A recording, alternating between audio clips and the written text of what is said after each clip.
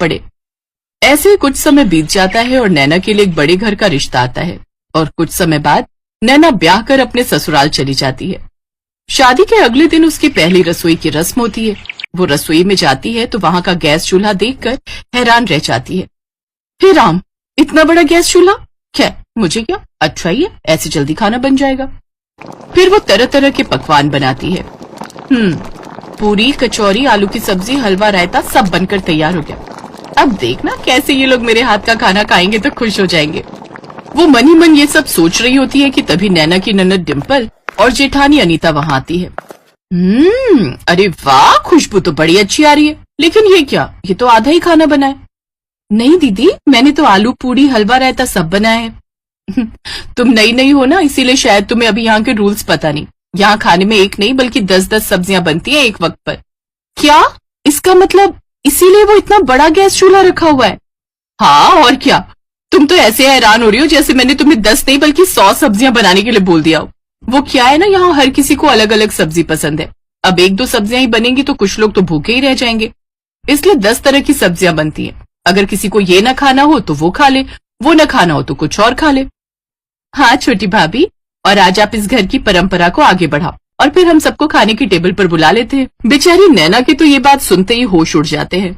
चल बेटा नैना, हो जा शुरू, अब बन जा तू झांसी की रानी और बना डाल 10 सब्जियां। इतनी सब्जियां तो मेरी शादी में भी नहीं बनी थी जितनी ये लोग मुझसे एक वक्त में ही बनवा लेंगे। कुछ समय बाद वो सबके लिए खाना परोसती है तो उसके हाथों का खाना खाकर सब उसकी खूब तारीफ करते हैं। वाह, क्या कमाल का स्वाद है इन सब्जियों में। सचमुच छोटी बहू, तुम्हारे हाथों में तो जादू है। अब से तुम ही रसोई में 10 तरह की सब्जियां बनाओगी। अब तेरा क्या होगा नैना, बड़ी ऐश मार ली तूने माँ के घर में, अब अच्छे से शामत आई है तेरी। ऐसे कुछ दिन बीत जाते हैं और अब सर्दियों का मौसम शुरू हो जाता है। ठंडे मौसम को देखकर वो मन ही मन सोचती है, अरे वाह, आज तो गर्मा गर्म पकौड़े खाने वाला मौसम हो रहा है। ऐसा करती हूँ, सबको गर्मा गर्म पकौड़े बनाकर खिला देती हूँ। तेल में तले होने के कारण वो भारी होते हैं, जिससे सबका पेट भर जाएगा, और साथ में थोड़ी कचौड़ी भी तल देती हूँ। आज शाम का डिनर यही हो जाएगा और मुझे इतनी सारी सब्जियां बनाने से छुट्टी मिल जाएगी। नैना जल्दी से रसोई में जाती है और पकौड़े बनाकर ले आती है। अरे भाभी, ये क्या बना दिया आपने? हमें नहीं खाना ये सब, हमें तो आलू की सब्जी, पनीर भुर्जी, फ्राई भिंडी ये खाना है, और मेरे लिए कद्दू की सब्जी खट्टी मीठी वाली और बैंगन का भरता। और मेरे लिए तुम बीन्स की सब्जी, फ्राई गोभी बना देना, और साथ में अरबी की सब्जी, कमल ककड़ी की सब्जी, और हाँ, करेले भी बना लेना। हे भगवान, इन लोगों में अक्ल नाम की चीज है कि नहीं। बारिश के मौसम में जहाँ सब इस तरह का चटपटा खाना खाने को तरसते हैं, तो वही इन लोगों को अभी भी 10 तरह की सब्जी खानी है। हे भगवान, ये कहाँ आकर फंस गई मैं। बेचारी नैना रसोई में जाकर 10 तरह की सब्जियां बनाने में जुट जाती है। ये देखो, ससुराल की ये मेरी पहली ठंड है, मुझे इसके मजे लेने चाहिए, लेकिन यहाँ तो मुझे छोड़कर सब घर वाले ठंड के मजे ले रहे हैं। सही है बेटा, तभी मेरी सास को पड़ी थी कि मैं जल्दी से बहू बनकर आ जाऊं ताकि ठंड में 10 तरह की सब्जी मैं बनाऊं और ये मजे से रजाई में बैठी रहे। हे भगवान, इतनी सारी सब्जियां बनाने के बाद बर्तन भी तो कितने सारे हो जाएंगे। इस ठंड में पहले इतना सारा खाना पकाते पकाते फिर बर्तन धोते धोते तो मुझे नानी याद आ जाएगी। मेरी गलती है जो शादी के पहले दिन ही इन्हें अच्छे अच्छे पकवान बनाकर खिला दिए। पहले पता होता तो लाल मिर्च का सारा डब्बा ही उड़ेल कर बना देती। गुस्से में नैना खाना बना रही थी कि तभी सब्जी का गर्म गर्म छींटा उसकी आंख में लगता है। मेरी माँ। धीरे धीरे उसकी आंख लाल होने लगती है। फिर रात को जब वो सोती है तो जलन के मारे उसे और तकलीफ होती है, जिस कारण वो ठीक से सो भी नहीं पाती। मेरी आंख। अरे नैना, ये तुम्हारी आंख में लालपन तो बढ़ता ही जा रहा है। मैं आई ड्रॉप डाल देता हूँ, उससे तुम्हें आराम मिलेगा। रौनक नैना की आंखों में आई ड्रॉप डाल देता है, जिससे वो चैन की नींद सो जाती है, लेकिन धीरे धीरे उसकी आंखों में जलन और दर्द बढ़ता जाता है। फिर ऐसे ही कुछ समय बीत जाता है। एक रोज अलग अलग तरह की 10 सब्जियां बनाकर तुम्हें परेशान हो जाती हूँ। एक काम करती हूँ, आज आलू की अलग अलग तरह की 10 सब्जियां बना देती हूँ।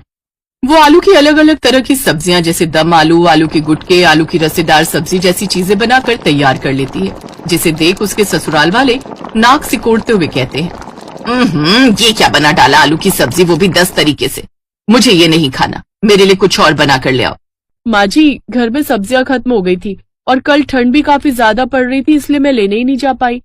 अच्छा ठीक है, लेकिन कल से जो भी हो हमें 10 तरह की सब्जियां ही खाने में चाहिए, वो भी अलग अलग तरह की, समझी।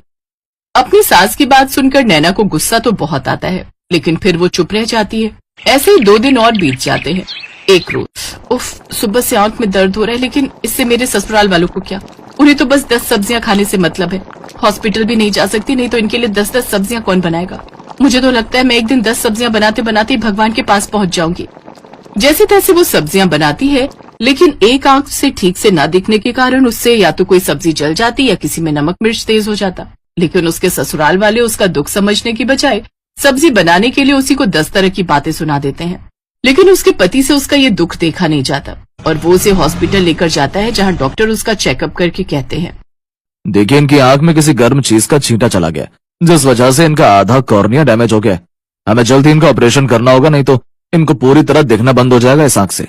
अगले दिन ऑपरेशन की अपॉइंटमेंट मिलने के बाद वो उसे लेकर घर आ जाता है, जहां उसकी जेठानी उससे कहती है, आज तो तुमने जैसे भी बेकार सब्जियां बना दी, लेकिन कल 10 तरह की अच्छी सब्जियां बना लेना, क्योंकि कल घर में मेरे मायके वाले आ रहे हैं। अब बस भी करो आप सब। मेरे घर में जितना मर्जी सब्जियां बनाओ, लेकिन अकेले एक इंसान से नहीं, बल्कि पूरे परिवार मिलकर। आपको पता है सब्जी का छींटा जाने से इसकी आधी आंख खराब हो गई है। फिर अगले दिन वो उसे ऑपरेशन के लिए ले जाते हैं, जहां उसका सफल इलाज होता है और उसे पूरी तरह दिखना शुरू हो जाता है।